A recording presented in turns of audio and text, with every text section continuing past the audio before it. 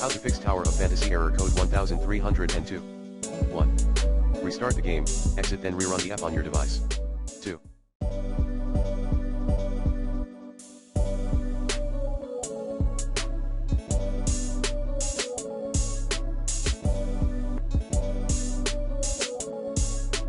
Change the game server region, try connecting to a faster or green region. 3.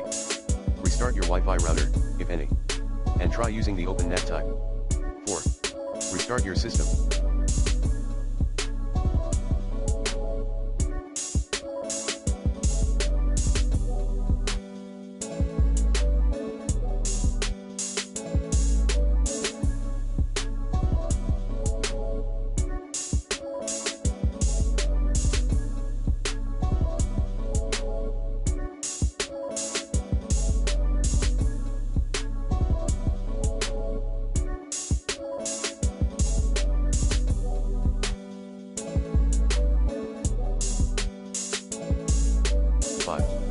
Uninstalling and reinstalling Tower of Fantasy.